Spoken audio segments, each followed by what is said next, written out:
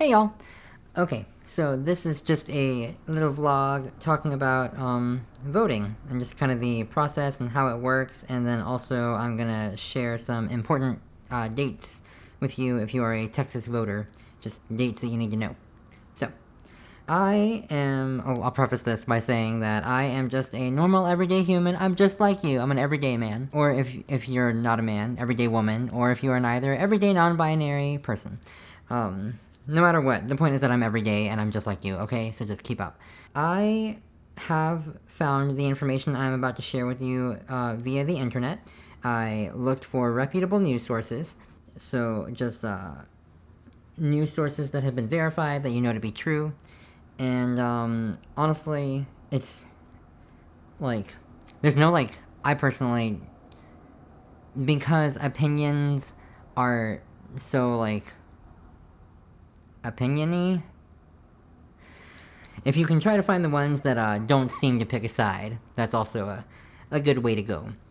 So anyway, my point is that just I have access to Google, and if you can watch this video, there's a good chance you have access to Google too. Do not be afraid to search for answers, even if you feel like you're asking a stupid question.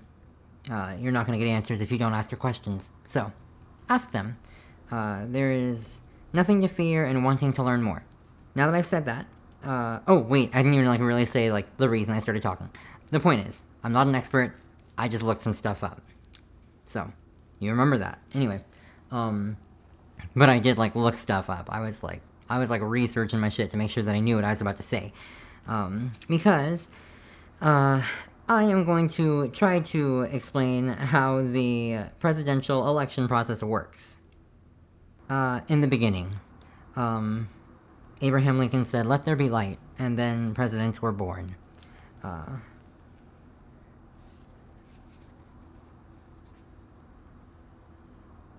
and that's all the time we have for today. So take care. Thank you so much for watching. If you would like, comment, and subscribe. Haha, JK. So, see, what had happened was, after educating yourself on the presidential nominees, on your options, you will go in and you will vote for one. Or you will do a mail-in vote, a mail-in ballot, and you will vote that way. But anyway, after educating yourself on where everyone stands, and being sure of who you believe can lead the country the best, you place your vote, and then that part is over. So, two things. There is the popular vote and the electoral vote.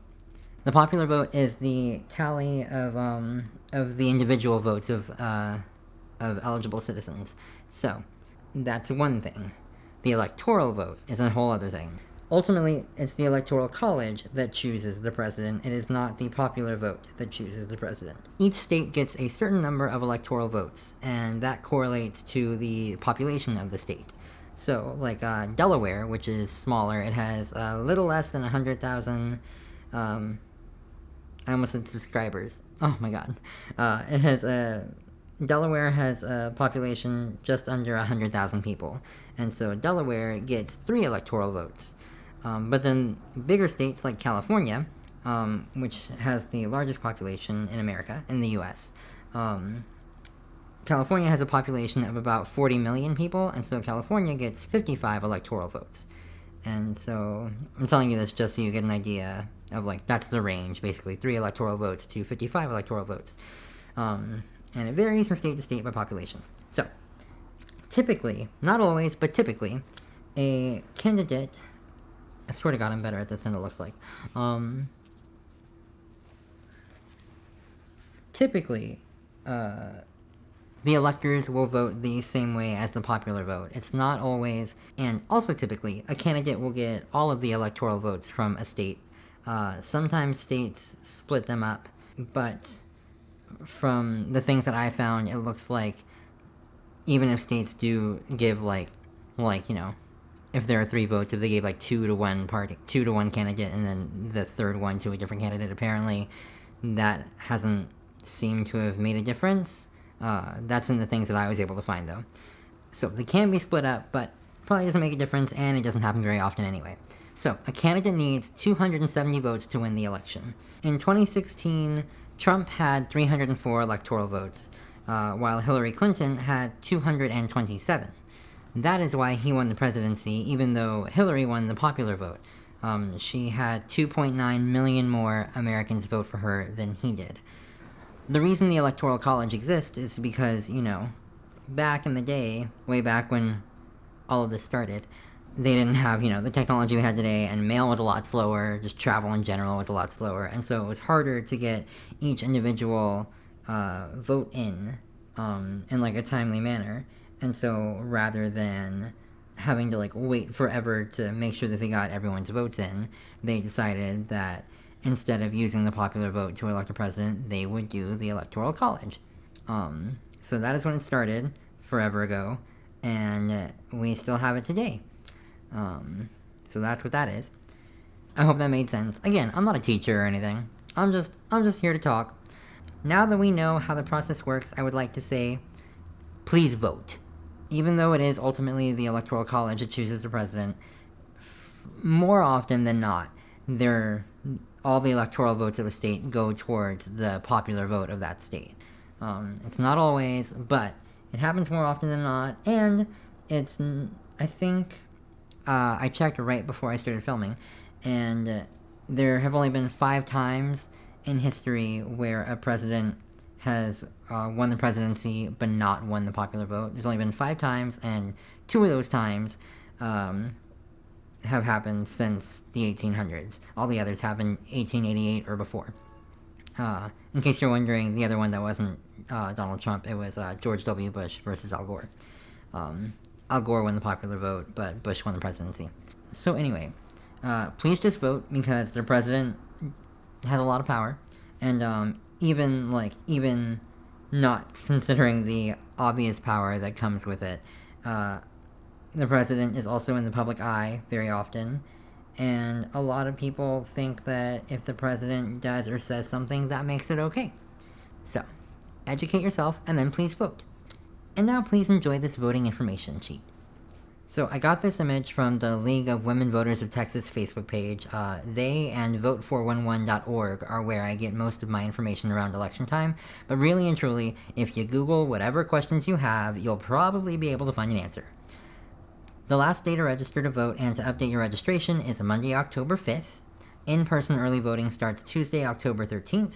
The deadline to apply to vote by mail is Friday, October 23rd. Your application must be received by then, not postmarked. Received by October 23rd. In-person early voting ends Friday, October 30th. Election day is always the first Tuesday after the first Monday in November. I will leave links in the description where you can register to vote and check your registration status. And also I'll leave a link where you can find a voter's guide once it's ready. I usually get my stuff from Vote411 or the League of Women Voters of Texas. But I'll leave a link for that. Voter's guides are fantastic. If you've never used one, I'd strongly suggest it. One more time. I did my best to learn stuff, and then I did my best to explain it to you. But I am not a substitute for going out and finding the answers yourself. Do not be afraid to look for answers. And if you think it's going to take a lot of time, it probably won't. Honestly, you can... For a lot of the stuff that I looked up, I just Googled the question, and then, oh my god, when Google, predicts how your question's going to end, that's pretty helpful. Good feature. Shout out to Google. Anyway. Definitely look into it more, learn more about how all of this works. It does affect you, whether you believe it or not. And more so than that, it doesn't just affect you, it affects millions of Americans. So, if you have enjoyed our time together, please check out my other videos, and subscribe if you like them. That way you'll know when they come out right away. Also, I recently started a podcast with my roommate, so if you think that you want to hear me talk some more, please check that out. I will leave the link for that in the description below.